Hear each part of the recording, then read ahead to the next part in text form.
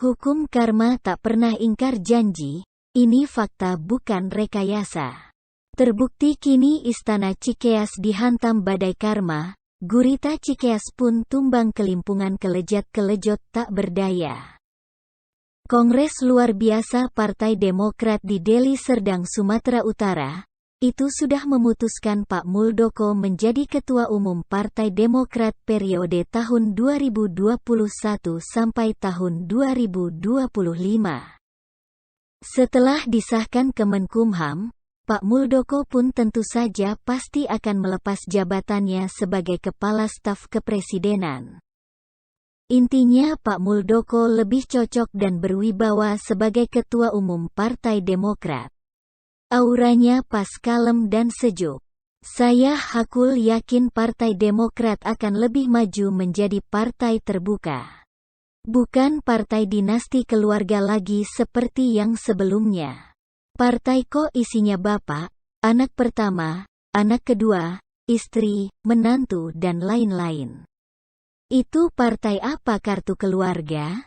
Kini di bawah kendali dan kepemimpinan Pak Muldoko.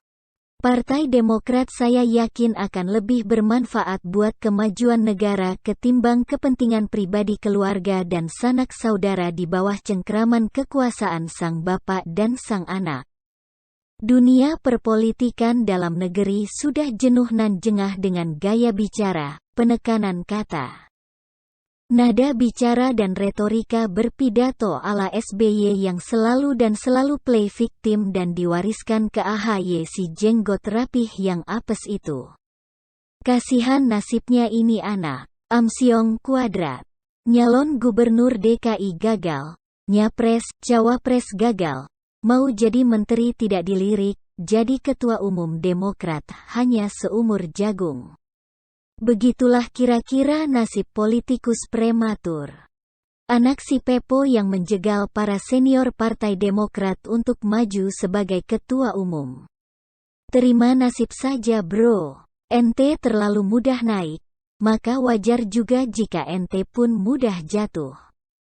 Buat Pak SBY, buat partai baru saja, tak usah cengeng dan baper segala. Pun berhentilah merengek meraung-raung ke Pak D. Jokowi.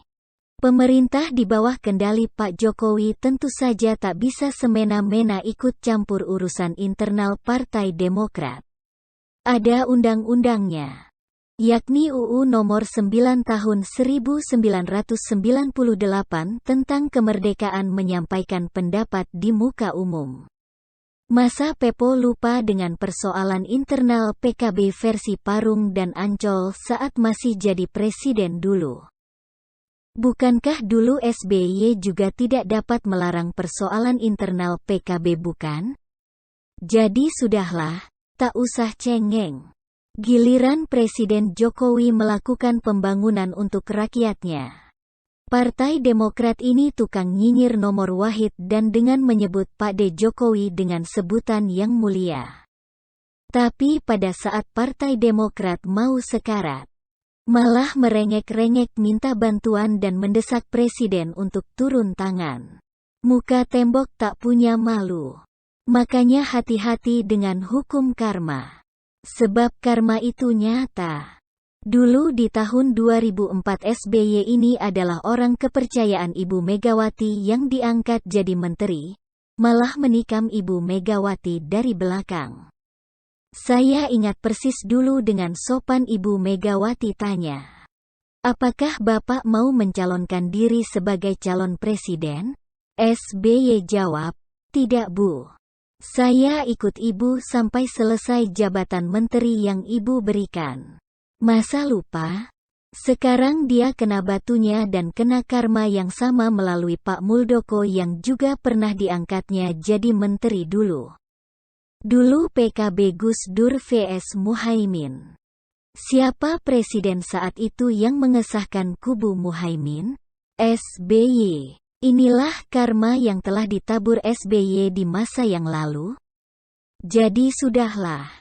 Tak ada yang tidak mungkin dalam berpolitik sebab partai hanyalah sebuah organisasi, siapapun bisa menjadi pemimpinnya. Siapapun itu, asalkan mampu dan memiliki jalan untuk masuk. Semua kembali kepada jiwa pemimpin. Kalau pemimpin bisa mengayomi dan membuat disayang rakyatnya, pastilah pemimpin itu akan dicintai oleh rakyatnya sekalipun sudah pensiun dari jabatannya sebagai Presiden Republik Indonesia. Yang begini ini yang seharusnya dirintis SBY kepada AHY tanpa AHY memperoleh jalur kekuasaan politik semudah membalik telapak tangan. Akibatnya AHY terlihat gagap mengendalikan partai yang mudah oleng itu, apalagi para kader-kadernya yang sudah senior banyak yang berjasa kepada Partai Demokrat. Tapi diabaikan peran mereka begitu saja akibat haus akan kekuasaan. Hanya pemimpin yang berwibawa dan yang mampu merangkul yang akan menjadi pemimpin terbaik yang dicintai. Begitulah gambarannya. Jadi mau siapapun ketua umum Demokrat tak ada urusan sama rakyat Indonesia. Yang penting Indonesia maju, makmur sejahtera, aman, damai, sentosa dan sejahtera selalu. NKRI harga mati. Hati-hati karma menanti.